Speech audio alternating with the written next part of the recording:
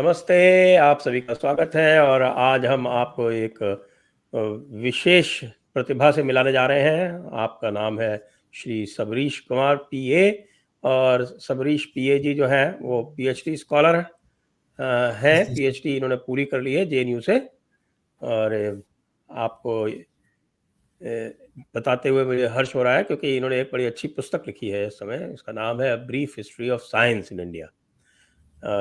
आपकी पुस्तक का थोड़ा सा दिखाएंगे सबरीश जी? जी सर। ये एक पुस्तक है, brief history of science in India. तो सबरीश जी, इस पुस्तक के लिखने के पीछे आपका क्या प्रयोजन था? सर, इसके पीछे सबसे बड़ा मोटिवेशन हमेशा यही रहा है कि क्योंकि बचपन से हम सुनते आए हैं भारत का साइंटिफिक जो इतिहास है वो किस प्रकार के आए हैं, वो इधर उधर से कहीं ना कहीं सुन लिया या कहीं ना कहीं डॉक्यूमेंट में पढ़ लिया, लेकिन एकजुट एक जगह में पढ़ने का मौका कभी नहीं मिला था। तो जब मैं स्कूल डेज में था तो विज्ञान भारती संपर्क में आया, जो कि स्वदेशी साइंस मूवमेंट इस प्रकार का एक आकलन है। तो वहाँ पर मेरे को काफ़ी इस प्रकार का भारत के जो वैज्ञानिक अचीवमेंट्स है, उसको काफ़ी सुनने को मिला था। तो जब मैं जेएनयू में आया था, तो यहाँ पर रिसर्च मेथोडोलॉजीज़ हो या यहाँ पर रिसर्च करने का जिस तरीका हो, तो उसको समझने के बाद मेरे को लगा कि क्यों नहीं मैं ही एक बुक का लिखने का शुरू करूँ। तब जाके ऐसा लिखने का एक माहौल बनाया और जो रिसर्च टूल्स है, रिसर्च मेथोडोलॉजीज़ हैं, उसके अनुसार ये बुक लिखा गया है। और इसमें लगभग 400 के आसपास रेफरेंसेस यूज़ किए हैं इस पुस्तक में। और जो कि जिसमें एक 6 स्टैंडर्ड से लेके ऊपर तक, चाहे वो रिसर्च जी। स्कॉलर भी हो या साइंटिस्ट भी हो, हर पर्सपेक्टिव से ये बुक लाभदायक हो सकता है। तो तब जाके टाइटल भी ऐसे रहा कि a brief history of science in India. क्योंकि history of science in India brief नहीं हो सकता, लेकिन पुस्तक इसलिए लिखा है कि ताकि सभी लोग पढ़ सके इसको। जी, तो इसमें आपने इसको 2 भागों में बाँटा है। एक जी, भाग तो है साइंस इन एंशिएंट इंडिया और दूसरा भाग है science in medieval and modern India. तो जी। ये एंशिएंट इंडिया के साइंस के क्या हाइलाइट्स हैं, क्या विशेष बातें हैं? वो दर्शकों को थोड़ा बताएँ और उसके किस प्रकार से आपने उसको अप्रोच किया, ये भी बताएँ। जी, जी। सर, जब जब भी हम हिस्ट्री इन एंशिएंट इंडिया बोलते हैं, तो हमेशा हमें ध्यान में एक चीज़ आता है, जो कि हमारे गुरु शिष्य परंपरा है। और जो कि हमारे गुरुकुलाज़ हो, पाठशालाज़ हो या नालंदा जैसे बड़े-बड़े विश्वविद्यालय हो, ये एकदम हमारे आँख के सामने आता है। तो यहाँ पर विज्ञान के अलावा और भी चीज़ें पढ़ाया जाता था, फिलॉसफी हो गया, थियोलॉजी हो गया। लेकिन अभी हमारे विषय जैसे साइंस एंड टेक्नोलॉजी है, तो मैं साइंस के बारे में बताना चाहता हूँ। तो इसमें जैसे वेद, उपनिषद वगैरह, संहितास वगैरह सब इसी कालखंड में लिखा गए थे एंशिएंट इंडिया में, एंशिएंट भारती में। तो जिसमें केमिस्ट्री, मेटलर्जी हो गया, मैथमेटिक्स हो गया, फिजिक्स, बॉटनी हो गया, जो कि आज के जो साइंस एंड टेक्नोलॉजी में जो भी हम सब्जेक्ट्स बोलते हैं, वो उसी समय से ही भारत में अति तीव्र रूप से इसको पढ़ाया जाता था।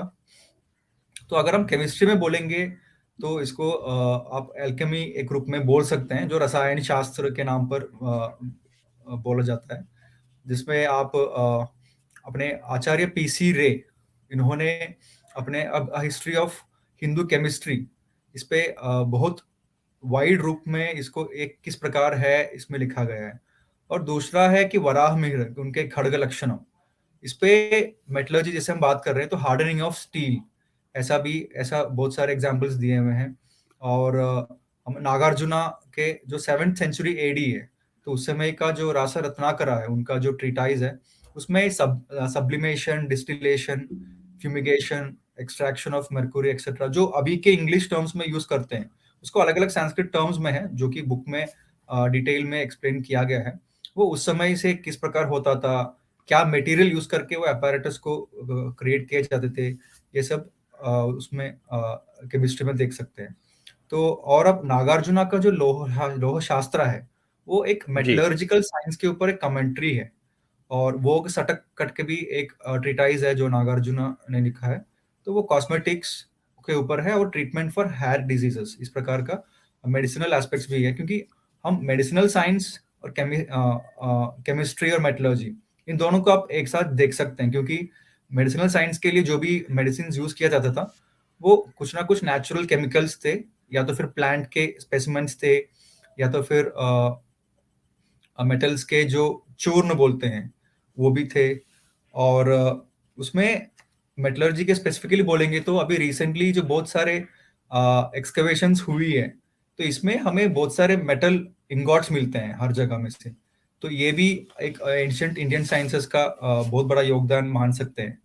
और coming to physics and earth sciences, इसमें हम हमारे understanding it was mostly based on पंचमहाभूतास, कि जो जी कि पृथ्वी, अग्नि, आप, आकाश, वायु, इस प्रकार का पंचमहाभूतास है। इसमें जो fundamental and basic constituent elements यही थे।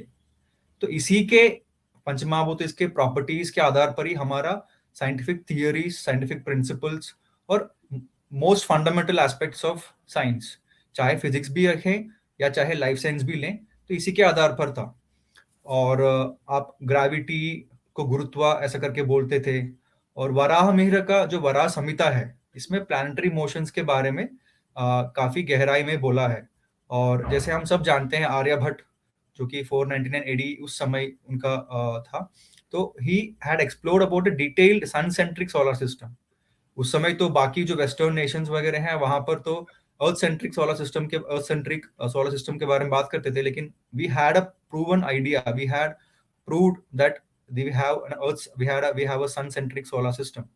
और उसमें रोटेशन ऑफ प्लैनेट्स के वगैरह भी इसमें काफी गहराई में आर्यभट्ट ने अपने ट्रीटाइज आर्यभट्टीय में वो एक्सप्लेन किया हुआ है।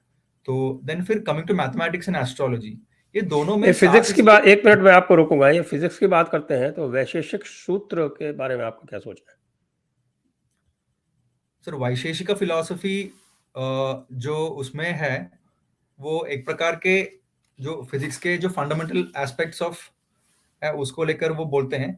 मेरे को एकदम अभी याद नहीं आ रहा है वो या वो कणाद फंडामेंटल्स। ऋषि हैं, उन्होंने हाँ, कणाद ऋषि, जी जी जी। कणों के बारे में, एटम्स के हाँ बारे में, अणु परमाणु के बारे में बात की है। उन्होंने हाँ हाँ, गुरुत्वाकर्षण के बारे में बात की है। जी जी। और तो वो जैसे मैंने एटम्स का जो प्रिंसिपल्स है, एटम्स का और प्रिंसिपल्स को उसके लेकर। अतिरिक्त जो न्यूटन के जो लॉज हैं, वो भी उसमें जो है वो पूरी तरह से व्यवस्थित रूप से जी बताए गए जी हैं। जी जी जी जी, जी। तो आप आगे चलें उसमें, कृपया।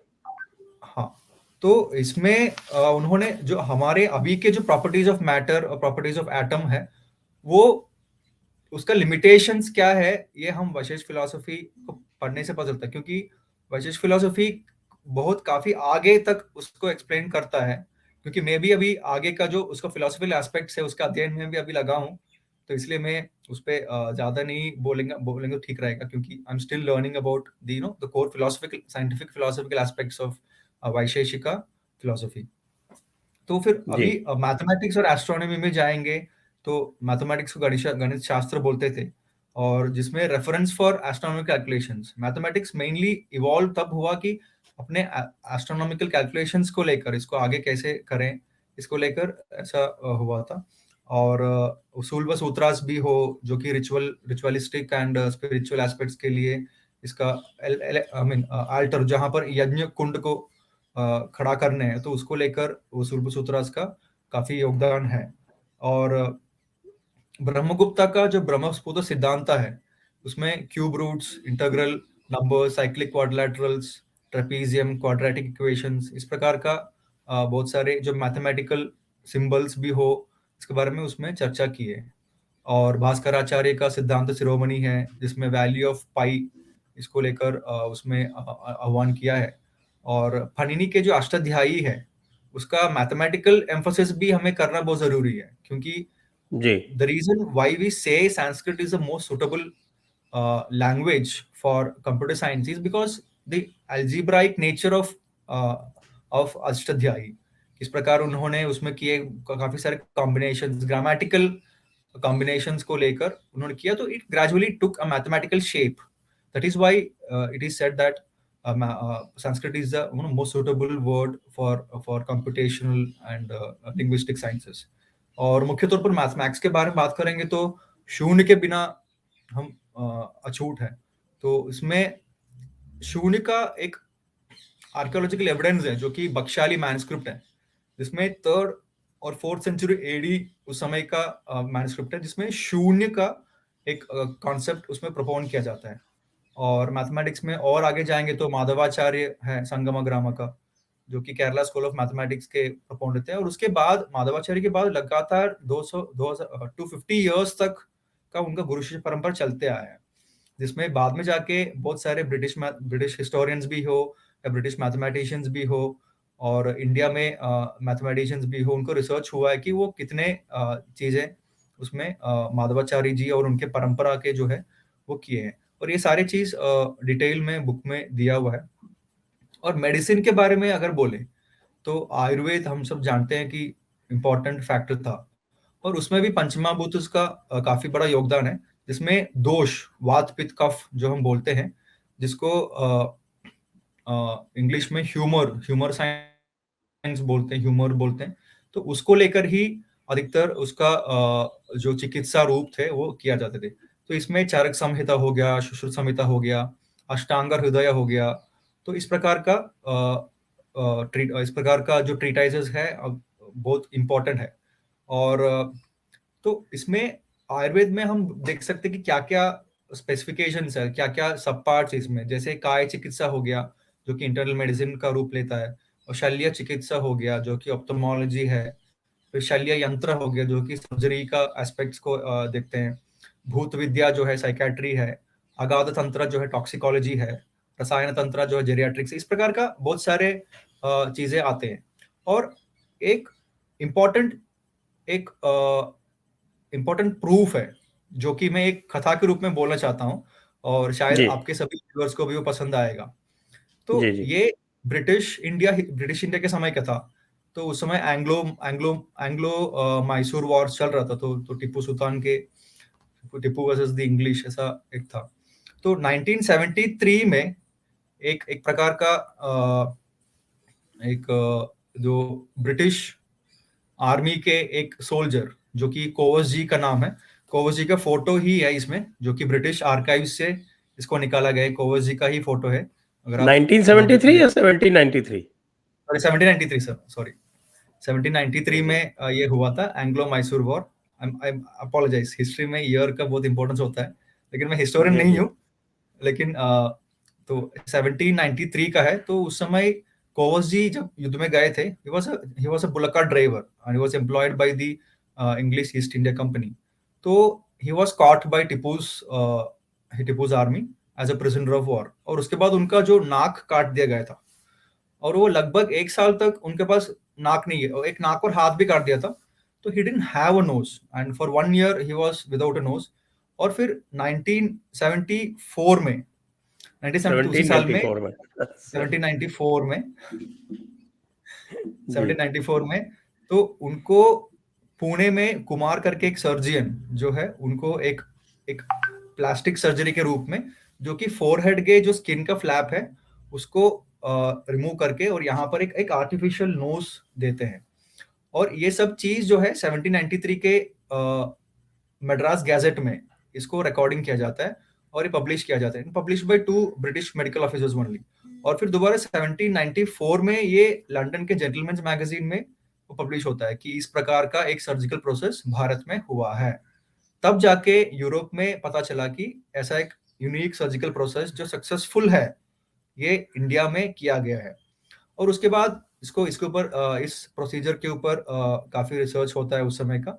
और 1816 में जोसेफ कॉन्स्टेंटाइन, जो कि अभी जोसेफ कॉन्स्टेंटाइन कार्प्यू जो है, इस इस सुश्रुत संहिता में जो बोले हुए उसके आधार पर एक टेक्निक प्रोड्यूस करते हैं जो कि सर्जरी करने का, जो कि जिसका नाम राइनोप्लास्टी ऐसे बोलते हैं।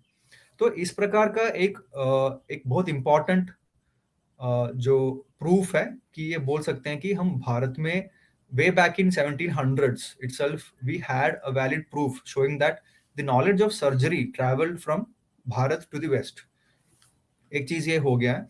और फिर जैसे आप मालूम है कि मेडिसिनल सिस्टम में आयुष सिस्टम जो बोलते हैं, जिसमें आयुर्वेदा, योगा, सिद्धा, यूनानी, होम्योपैथी, सौरिकपा, इस टाइप का जो आयुष सिस्टम है, और सब के सब सिस्टम्स पंचमहाभूतास और फिर त्रिदोषास, टर्मिनोलॉजी अलग हो सकता है, लेकिन बेसिक यही है कि उनके जो त्रिदोषास पंचमहाभूतास नेचर से जुड़े हुए चीज, और ये मानते हैं कि our body or any living organism or non-living organism is a part of this overall nature, this prakriti, and we are a smaller implant of the greater prakriti. इस प्रिंसिपल में जाते हैं और उसका जो भी ट्रीटमेंट मैकेनिज्म्स हैं वो प्रिवेंटिव होते हैं, ना कि पहले डिजीज आ गया फिर उसको ट्रीट करने में लग गया, जो कि मॉडर्न एलोपैथिक मेडिसिन उस पर डिपेंड करते हैं. तो this mostly preventive mechanism wherein we had the awareness as to what to be done, what not to be done in advance, so that the disease can be prevented. और फिर पतंजलि का योग सूत्र हो गया, इसमें साइंस ऑफ चक्रास और कुंडलिनी भी है. और फिर एक और मैन्युस्क्रिप्ट है जो बोवर्स मैन्युस्क्रिप्ट है, जिसमें नवनीतकम करके एक ट्रीटाइज मिलता है, जो कि सर्जरी और इंडिया के जो इंटरनल मेडिसिन के बारे में भी उसमें काफी उसमें होता है. तो ये कुछ चीजें हैं जो मैं एंशिएंट इंडियन हिस्ट्री के पर्सपेक्टिव में जो साइंस का है वो मैं बोलना चाहता था. इसके अलावा भी इंजीनियरिंग साइंसेस भी है और animal and plant agricultural sciences भी है, जो कि किताब में एक्सप्लेन किया गया है. जी, तो ये तो आपने लगभग जो पूरा का पूरा जो हमारा प्राचीन भारत है उसके समय का बताया. आपका जो दूसरा चैप्टर इसमें ये दूसरा सेक्शन है वो मीडिएवल और मॉडर्न इंडिया पे है, जिसमें आप आरंभ करते हैं जो मैरीटाइम शिपिंग है, क्योंकि भारत में जो मैरीटाइम शिपिंग का इतिहास है वो अर्वाचीन है और वो गणित के बिना संभव नहीं था.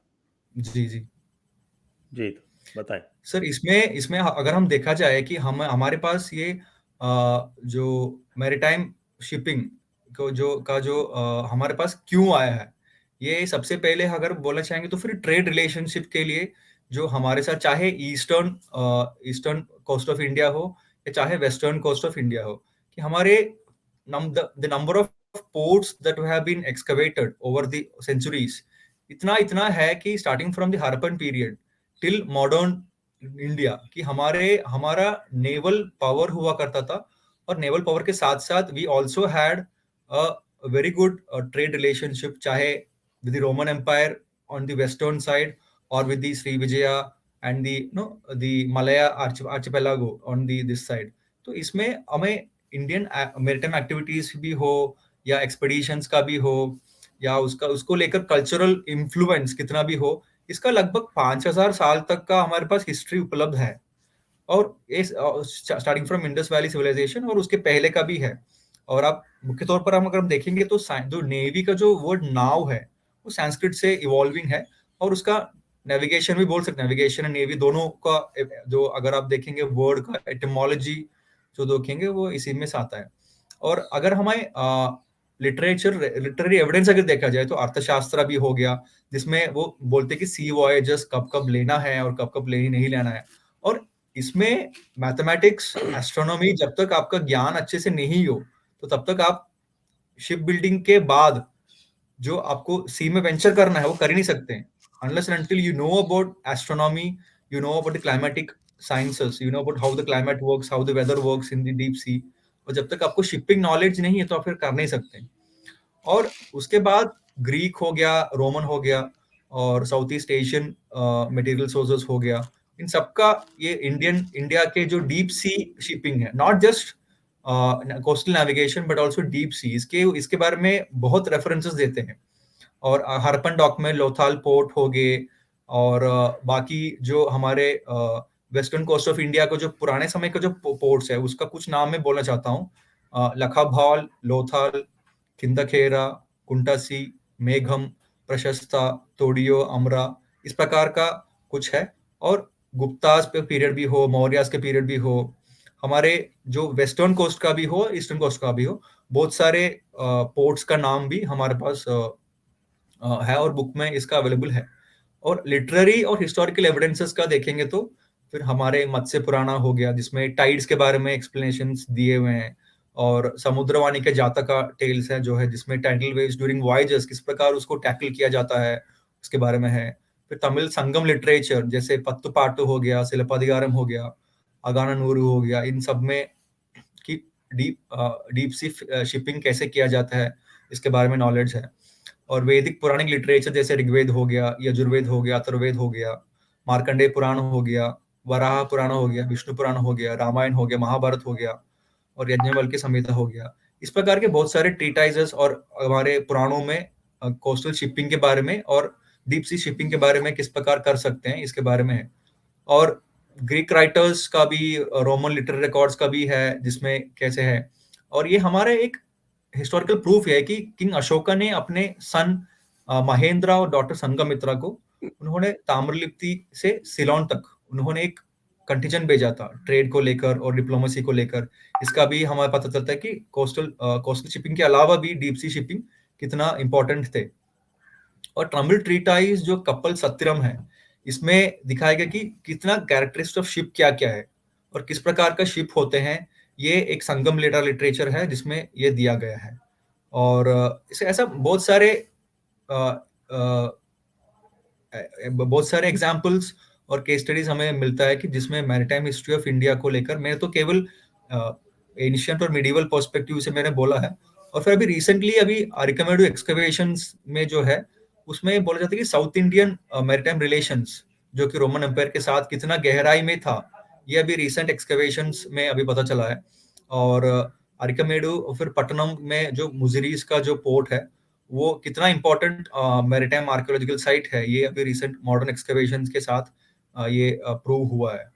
और जो पल्लवास का भी हो और संगमेरा के जो बाकी चोला एम्पायर भी हो या पांड्यास भी हो, इनका naval expeditions it extended more than 4000 kilometres in sea, जिसमें आप इमेजिन नहीं कर सकते उस समय का जो भी टेक्नोलॉजी अवेलेबल था उसके साथ they had manage to travel wide and vast to take trade, to import gold, to export spices, textiles etcetera. And this would not have been possible without proper technological facilities, without proper understanding of how maritime expeditions are taken away. और इसमें एक और मैं एक recent excavation के बारे में है जो सीके राजू सर है, उनके बुक है या कल्चरल फाउंडेशंस ऑफ मैथमेटिक्स। तो राइट उन्होंने उसमें एक लक्षद्वीप में जब ही वाज देयर, तो he gives an instance of how an Indian naval navigator called Kanha, he used a traditional navigational instrument called kamal. Arabic में कमल बोलते हैं उसको, मलयालम में रापलगा बोलते हैं, रापलगे। And that person he facilitated Vasco da Gama ship to travel from Africa, that is from Kenya in the year 1498 to India, that is in Kozhikode in Calicut, and how he reached this far in just 20 days. इसका एक instance देता है। But what we say is that Vasco da Gama he discovered the sea route from Europe to India. ये जो चीज है ये वहां के पोर्चुगल के जो स्टूडेंट्स हैं उनके लिए इतिहास हो सकता है, लेकिन हम रट्टू तथा जैसे हम भी ये पढ़े, ये जरूरी नहीं है। For us the history is different, we need to revise the history from our perspective. लेकिन जो वेस्ट सिखाता है अपने स्टूडेंट्स के लिए, उनके स्टूडेंट्स के लिए, जरूरी नहीं है कि हम भी वही सीखे और हम भी वही पढ़े। तो ये इसका मैंने बोलना चाहता था कि ये मैरिटाइम हिस्ट्री में इसका जो आपका प्रश्न है उसका कंक्लूडिंग स्टेटमेंट यही है कि we need to have our own जी हाँ। हिस्ट्री। और सीके राजू साहब ने ये भी डेमोन्स्ट्रेट किया है, क्योंकि उस समय जो मैरीटाइम शिपिंग होती थी उसके बेस था कि उनको ट्रिग्नोमेट्री की और ट्रिग्नोमेट्री की नॉलेज थी और उनको साइन टेबल्स भी पता थी, जिसके जी कारण जी में जो पोजीशन थी वो बिल्कुल एक्यूरेटली पता कर लेते थे। और उसके लिए ये जो कमाल आपने बताया जो इंस्ट्रूमेंट था वो उसको काम में लाते थे, जी जी उसको ट्रिग्नोमेट्रिकल कैलकुलेशंस के लिए। जी जी जी। तो उसी को रापलगे बोलते हैं, वो जो टर्मिनोलॉजी उन्होंने उस बुक में दिया है, उनके उनके जो डिस्कवरी था उनका। तो रापलगे एक प्रकार का अगर देखेंगे तो उसका उसका मैं दक्षिण से आता हूँ, तो रापलगे अगर आप देखेंगे साइन टेबल्स का ही उसका मतलब आता है, तो शायद वही था, साइन टेबल्स ही था उनका रेफरेंस को लेकर, आई थिंक सो। जी और आज जेएनयू में एक कॉन्फ्रेंस हुआ था जिसमें चोला किंगडम्स को लेकर किस प्रकार उनका था, तो उसमें मैरिटाइम हिस्ट्री को लेकर काफी अभी recent over the last 1 decade कितना एविडेंसेस आया है और कितना एविडेंसेस छुपाया जा रहा है और कितना एविडेंसेस हम फाइट करके मेन स्ट्रीम नैरेटिव में लेके आना पड़ रहा है, इसको लेकर लंबी चर्चा हुई थी। तो मैं ये भी बोलना चाहता हूँ कि आज ऐसा एक कॉन्फ्रेंस हुआ था, उसी कॉन्फ्रेंस से मैं आ रहा हूँ, तो वो भी उसका भी एक इनपुट मैं आपसे शेयर कर रहा हूँ अभी।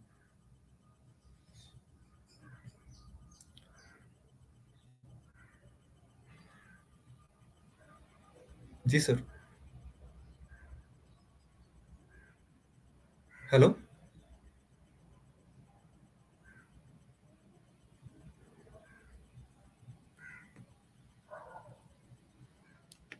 आवाज आ रही है मेरा? जी हाँ, जी हाँ, अरे हाँ हाँ जी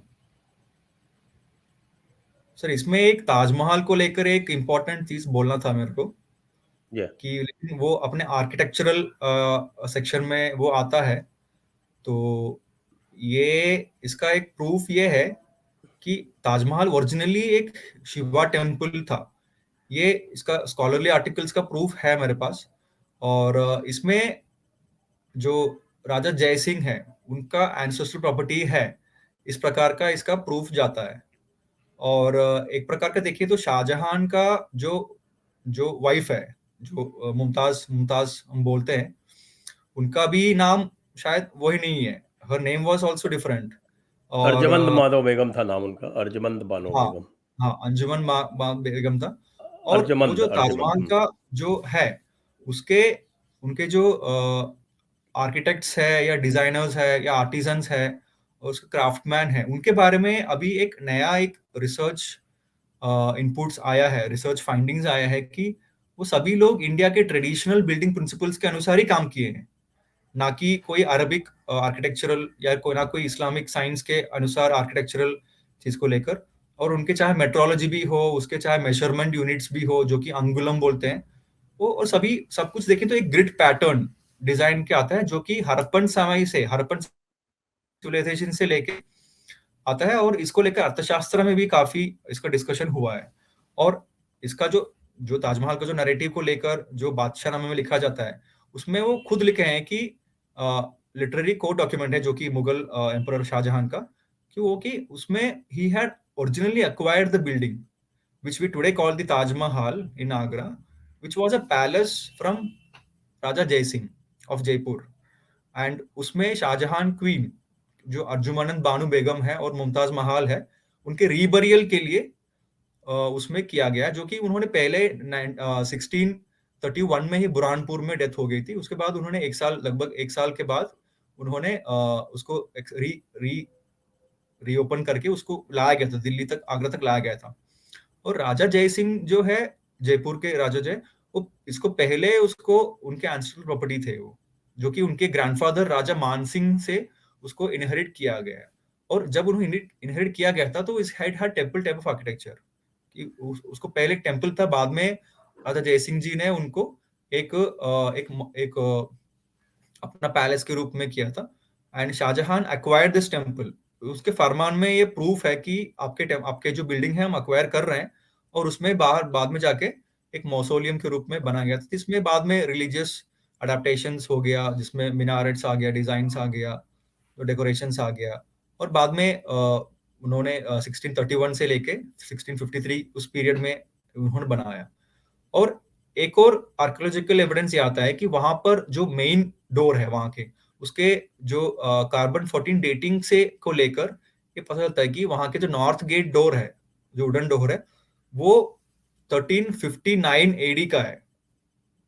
यानी लगभग 89 ईयर्स से पहले, 89 ईयर्स के पहले से उसको बनाया गया है, ना कि उस समय का है। तो ये आर्कियोलॉजिकल एविडेंस का भी डेटिंग के को लेकर बुक में, brief history of science in India book में एविडेंसेस दिए हैं। और उसके आर्किटेक्चरल स्पेसिफिक्स जो है ताजमहल के, उसमें जो भी सिंबल्स है वो सब देखेंगे तो एक शिवा टेम्पल का एक एक रूप देखा जाता है, जो कि आगे जाके आर्कियोलॉजिकल प्रूफिंग से ही पता चलता है कि उसमें क्या है, असलियत में उसके अंदर क्या है। तो ये एक चीज मैं बताना चाहता था आप सभी को। जी, इसमें आपने इंडिया एजुकेशन सिस्टम और उसके डिस्ट्रक्शन के बारे में भी लिखा है। जी। और हमारे भारत में जो गुरुकुला सिस्टम से, गुरुकुला परंपरा है, ये कितना शक्तिशाली के रूप में था। और ब्रिटिश लोग या जो भी कॉलोनियल एस्पेक्ट्स के, कॉलोनियल मानसिकता से जो आए थे, वो कितना उनको असहिष्णुता क्रिएट किया, ये उनके कॉलोनियल पॉलिसीज हो या इस्लामिक के टाइम पे उनका जो पॉलिसीज हो, ये पता चलता है। मैं उसमें से कुछ मैं इंसिडेंट बताना चाहता हूँ, कि मैं ईयर में नहीं आऊंगा, जो भी हुआ है अर्ली ईस्ट इंडिया कंपनी के समय भी हुआ है कि जब वो आए थे, उनको पता था कि भारत में बहुत सारे रिसोर्सेस है, तो उन्होंने पहले ट्रेड के लिए आए थे। जब ट्रेड के लिए आए थे, उनको पता चला कि यहाँ के सिचुएशन को हम we can take an advantage of situation and most probably we can rule the place also. Then they started creating institutions, चाहे जुओलॉजिकल सर्वे ऑफ इंडिया हो या जियोलॉजिकल सर्वे ऑफ इंडिया हो, इस प्रकार का बहुत सारे इंस्टीट्यूशंस हैं, including archaeological survey of India भी उन्होंने क्रिएट किया था और एशियाटिक सोसाइटी क्रिएट किया, so that they can understand what is this culture about. उनको समझ में नहीं आया कि हर जगह में जाएं तो अलग अलग एजुकेशन सिस्टम है, अलग अलग नॉलेज सिस्टम्स है। So they started initiating surveys, educational surveys, जिसमें उन्होंने चाहे मद्रास प्रेसिडेंसी में हो या पंजाब प्रेसिडेंसी में हो, अवध रीजन में हो, बंगाल प्रेसिडेंसी में हो, उन्होंने धीरे धीरे इसको लेकर पढ़ना शुरू किया। It was a 10 year 12 year long surveys, और वहां के जो डिस्ट्रिक्ट कलेक्टर्स है, जो ब्रिटिशर्स थे अधिकतर, तो उन्होंने इस प्रकार का किया, जो कि मद्रास प्रेसिडेंसी में सर्वे जो हुआ था 1822 से लेके 1826 तक हुआ। बंगाल प्रेसिडेंसी में 1836 से लेके 1838 तक हुआ। पंजाब प्रेसिडेंसी में 1882 तक हुआ। ये सारे चीज जो मैं बोल रहा हूँ, धर्मपाल जी के जो ब्यूटीफुल ट्री है, इसमें से कोट कर रहा हूँ मैं सीधा। हाँ जी, हाँ और जी, हाँ वो जी, हाँ। सर्वे was very surprising for the British. The survey revealed that every village in the surveyed Madras and Bengal presidencies had a school, Gurukula Pathshala. Every village. Education was given in the regional language, and students of all castes and all religion went to school. ऐसा नहीं कि जो जो दो दो cast system से जो जो लोअर कैस्ट में आता है वो स्कूल नहीं जा पाए, they had access to education, and this is what the survey tells. हमारा सर्वे नहीं, ब्रिटिशर्स का सर्वे है ये। And importantly, there were several teachers from the lower caste groups also, and students majorly from the lower caste in the surveyed areas had access to school education. In the Punjab presidency, the results of the survey showed that before the British annexed Punjab, there was 3.30 lakh students who were trained in reading, writing, mathematics, Sanskrit, Arabic, Persian, philosophy, logic, law, and medicine in the highest standards. Lekin, after the British annexation of Punjab, the numbers reduced from 3.30 lakhs to 1.390 lakhs. कि इतना drastic reduce हुआ है, और and the degradation that happened was irrecoverable for the indigenous education system. And the education syllabus was rich in science, literature, arts, philosophy, law, religion, grammar, poetry, drama, religious history, logic, Vedanta, textiles etcetera. और इसमें poetry भी हुआ करता था, उसमें fencing भी सिखाया जाता था, जो बॉटनी मेडिसिन भी सिखाया जाता था, नेविगेशन भी सिखाया जाता था, चेस, इस प्रकार का गेम्स भी सिखाया जाता था। लेकिन इस प्रकार का स्कूल जो हमारे चलते थे, गुरुकुलास हो, पाठशालास हो, ये ब्रिटिशर्स खत्म क्यों करना चाहते थे? क्योंकि उनको समझ में आ गया थी भारत का जो फाउंडेशन है, इनके जो है एजुकेशन सिस्टम से ही जुड़ा हुआ है सब कुछ। जो भी हमारे ज्ञान परंपरा है, जो भी हमारे गुरु शिष्य परंपरा है, यही हमारा स्ट्रेंथ हुआ करता था। And they knew that if they could somehow break this pattern, they could have a good control over this, and they were successful also. They created so many tax reforms that the local trade guilds जो है वो उसको चुक नहीं पाया था। And अगर हम देखेंगे तो जो गुरुकुलास पाठशालास जो है, फंडिंग कहाँ से आते थे? लोकल ट्रेड हो गया, लोकल जमींदार हो गया, लोकल फार्मर्स हो गया, वही से आते थे। लेकिन जब उनका उनका टैक्सेशन सिस्टम में बदल लाके उनका टैक्सेस का इंक्रीज हुआ था, then automatically the sponsorings of these universities had stopped. तो इस प्रकार का हमारे जो एजुकेशन सिस्टम का डिग्रेडेशन हुआ है, it was only to eliminate an age old, time proven and well established culture and mainstream knowledge system. And this was strategically replaced to introduce a Western model of education to colonize, plunder and rule India. And हमें भूलना नहीं चाहिए कि Macaulay ने क्या बोला था, you give them education of the church, you give them education of the British, then it will be easier to prevent a uprising than, and it will be, and so that will be easy for them to control the peninsula rather than seeing another second war of independence. तो इस प्रकार का उन्होंने strategically काम किया है, और वो काफी हद तक सक्सेसफुल भी रहा है। और इसको लेकर धर्मपाल जी ने उनके पुस्तक द ब्यूटीफुल ट्री में इतना लंबा एक गहराई में उनको दिया है। ये किताब में अडेप्टेशन किए हुए हैं, अ brief history of science in India. और साइंस एक एजुकेशन सिस्टम का इंपॉर्टेंट पार्ट है, इसलिए इस बुक में एक प्रकार के जो एजुकेशन सिस्टम है उसको इसको बहुत डीपली कवर किया गया है। जी, आपने इसमें इंटेलेक्चुअल इंपीरियलिज्म की भी बात की है, और किस तरह से कि भारत की जो नॉलेज थी वो उन्होंने विदाउट एट्रीब्यूशन ये लोग ले गए, और जी साथ में उन्होंने इस तरह के भी कार्यक्रम किए कि जो हिस्ट्री ऑफ साइंस थी भारत की उसको भी डिस्टॉर्ट किया। ये भी आपने जी इसमें चैप्टर पूरा दिया है। जी इंटेलेक्चुअल इंपीरियलिज्म जो है एक नया टर्म कॉइन किया है, ऐसा मेरे को लग रहा है, क्योंकि मैंने इसको इस ऐसा टर्म मैंने कहीं पढ़ा नहीं। हो सकता है पर्सपेक्टिव्स मिलजुले हो, लेकिन ऐसा एक टर्म इंटेलेक्चुअल इंपीरियलिज्म जो है हमें, मेरे को लग रहा है कि इंडियन मेन स्ट्रीम नैरेटिव में लाना चाहिए कि किस प्रकार का हमारे भारतीय परंपरा से जुड़े हुए नॉलेज को यूटिलाइज करके उन्होंने खुद का अपना बनाया और हमें बोला कि आपके साथ कुछ नहीं था, and then they use the same perspective to rule over us, to degrade and downgrade our conscience। तो इसका प्रतीक है ये टर्म इंटेलेक्चुअल इंपीरियलिज्म, जिसमें से बहुत सारे जो नॉलेज सिस्टम्स है, बहुत सारे जो परंपराएं हैं जो कि अपना लिया ब्रिटिशर्स ने। तो इसको लेकर है जो नॉलेज थेफ्ट किस प्रकार हुआ था यहाँ से, चाहे वो दक्षिण में कोचिन से मैथमेटिकल इक्वेशंस का भी हो। मैं स्पेसिफिकली किसी थिंकर का नाम नहीं ले रहा हूँ, वो बुक में पढ़ सकते हैं। तो इस प्रकार का जो ऑल्टरनेटिव आइडियाज जो है, जो कि रिलीजन के अनुसार उनके लिए जो इनफिनिट सीरीज और कैलकुलस के बारे में तो बोला ही जाता है। हाँ हाँ ये तो है सर। तो और किस प्रकार सप्रेशन ऑफ ऑल्टरनेटिव आइडियाज है, और उसके बाद हमारे जो नॉलेज सिस्टम, इसके सिस्टमिक डिस्टॉर्शन किस प्रकार हुआ। I am going to the core aspect, क्योंकि उनको जो लगा कि उनके साथ जो चर्च ने बोला कि ये नॉलेज गलत है क्योंकि वो बाइबल के अनुसार जा नहीं रहा, they thought that this should be destroyed। the same mentality of the Islamic जो काफिर बोलते हैं, जो the knowledge of the काफिर बोलते हैं, सेम पर्सपेक्टिव है। टर्मिनोलॉजीज अलग हो सकता है क्योंकि है तो सब कुछ अब्राहमिक रिलीजन ही ना। तो इसमें इसलिए इंटेलेक्चुअल इंपीरियलिज्म जो है हमें ये बोलना चाहिए, it was a very slow process कि किस रूप में आप वो लेके जा रहे हैं आपका नॉलेज सिस्टम, पता ही नहीं चला किसी को। And now the archives tells that intellectual imperialism was a reality एक प्रकार के। और हम बार बार हमें कोट करनी चाहिए कि मैकॉले ने उन्होंने क्या बोला है कि, और उन्होंने वहां पर जो उनके मिनट्स ऑन एजुकेशन है उन्होंने क्या बोला है उसमें कि हमारे एजुकेशन सिस्टम क्यों चेंज होनी चाहिए to prevent another uprising, to prevent second war of Indian independence, because so that they could loot India in a very nice manner।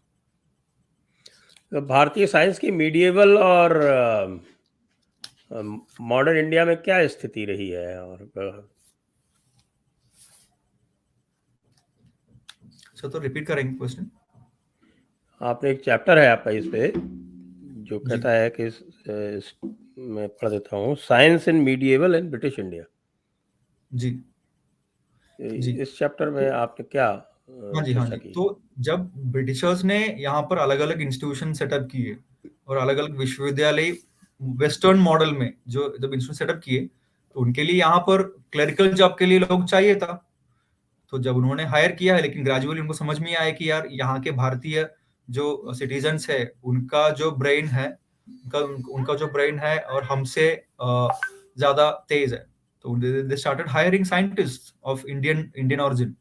और इसी प्रकार का अगर देखेंगे तो श्रीनिवास रामानुजन जी भी हो गए, सीवी रामन हो गए, पीसी रे हो गए, इस प्रकार के बहुत सारे साइंटिस्ट को they give platforms. But the knowledge which they found, the scientist of Indian origin, उसको उसी के नाम पर एक्नॉलेजमेंट किया गया है क्या या नहीं, ये देखने का बहुत जरूरी है। बहुत जगह में देखेंगे तो फिर the knowledge developed by the Indian scientist that where taken away in the name of the western scientist. और कुछ कुछ केस ऐसे हैं जिसमें नोबेल प्राइज भी दिया गया है। इसको लेकर बहुत सारे फैक्ट्स इसमें इन्वॉल्व होते हैं, इसमें फैक्ट्स रिमाइंड कर नहीं पा रहा हूं अभी, लेकिन बुक में स्पष्ट रूप में दिया गया है कि कौन कौन साइंटिस्ट ऐसे थे जिनको नोबेल प्राइज लेने की एलिजिबिलिटी थी उनके उनके साइंटिफिक एंडेवर्स के साथ, लेकिन they were not given, but the same knowledge was given to someone else who discovered later. इस प्रकार का बहुत सारे ये दिया जाता है, एग्जांपल्स है उस चैप्टर में।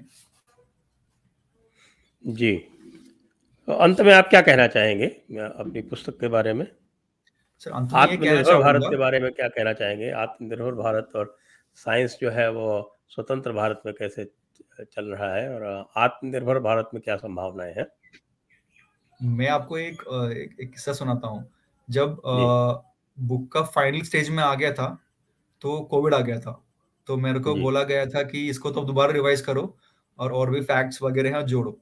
तो उस समय मैं सोचता था कि अगर इनिशियल स्टेज में उस समय कोवैक्सिन और कोविशील्ड नहीं आया था, तो तब तक तो last fact to be added into this was mission Shakti, जो कि हमारे एंटी सैटेलाइट वेपन का डेवलप हुआ था। और I was very happy to add about the development of Covaxin or Covishield also.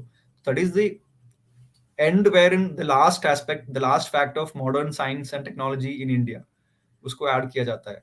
हाँ, definitely India has been through lot of no negligence at the global level, कि हमारे जब technology जरूरत थी तो हमें दिया नहीं, स्पेसिफिकली क्रायोजेनिक इंजन हो या एटॉमिक एनर्जी का टेक्नोलॉजी हो। बट हमारे साइंटिस्ट और हमारे जो टेक्नोक्रेट्स है भारत के, उनको मालूम था कि हमारा क्या है, हमारे रिक्वायरमेंट्स क्या है, हमारा नेसेसिटी क्या है, उसके अनुसार वो लगातार लगे रहे, starting from CV Raman sir to Homi Jehangir Bhabha to doctor APJ Abdul Kalam sir. कितने भी लोग, they knew that we need to stand on our own, and we developed our own cryogenic engine. We developed our own capabilities for ballistic missiles, चाहे nanotechnology का हो, चाहे power systems का हो, चाहे upcoming artificial intelligence का हो. Things are going really well, but the thing is that the brain drain that has happened over the last so many decades, that has to be reversed. It is time for the Indian scientists of Indian origin who are working abroad to come back to India.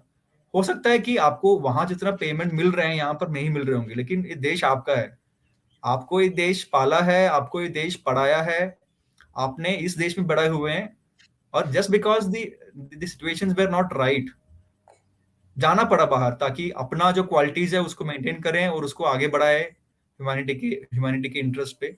लेकिन I think now the time is right where no, जो श्रीमान नरेंद्र मोदी जी ने आत्मनिर्भर भारत को लेकर जो प्रपोन किया है, ये सही वक्त है भारत का। हमें आत्मनिर्भर होना बहुत जरूरी है। इधर self reliant India is should be the dream of every scientist, every technocrats, क्योंकि और आगे आपको जो लगता है। है क्या कि इकोसिस्टम में कोई परिवर्तन आया है? सर मैं एक एग्जांपल बता सकता हूँ कि एम्स में मैंने कुछ डॉक्टर्स से मिला था, साइंटिस्ट से मिला था मैंने, बुक डिस्कशन को लेकर भी गया और भी जो मेरे सोशल एक्टिविटीज को लेकर भी चीजें में गया था।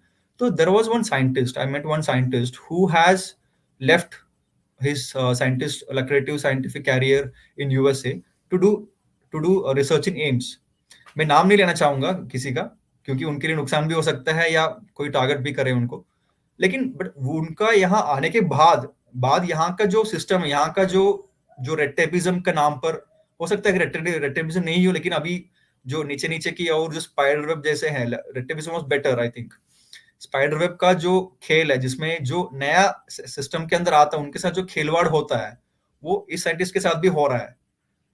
और इसमें अगर आप देखेंगे तो हमें वेलकम करना चाहिए, जो कि लोग बाहर से छोड़कर भारत में आ रहे हैं, चाहे पढ़ाने के लिए भी हो या पढ़ने के लिए भी हो, या उनका जो भी आईटी सेक्टर में हो या साइंटिफिक एंडेवर्स को परस्यू करने के लिए जो भी भारत से जो गए थे वो वापस आ रहे हैं, तो उनको वेलकमिंग करनी चाहिए। हर हमें उनको एक प्रकार का सिंगल विंडम सिस्टम्स का क्रिएट करनी चाहिए, तब जाके ये सफल हो। क्योंकि यहाँ जो लोग आ रहे हैं वो तो शेयर करेंगे अपना जो एक्सपीरियंस है यहाँ पर आने के बाद। तो जो लोग वहां पर है, जो इनका मन है आने का, तो फिर वो सोचने लगेंगे ना कि आए ना जाए। तो इसलिए हमें इसको स्ट्रेंथन करनी चाहिए, वेलकम करनी चाहिए। बाकी तो भारत के पास तो है ही, पोटेंशियल है ही।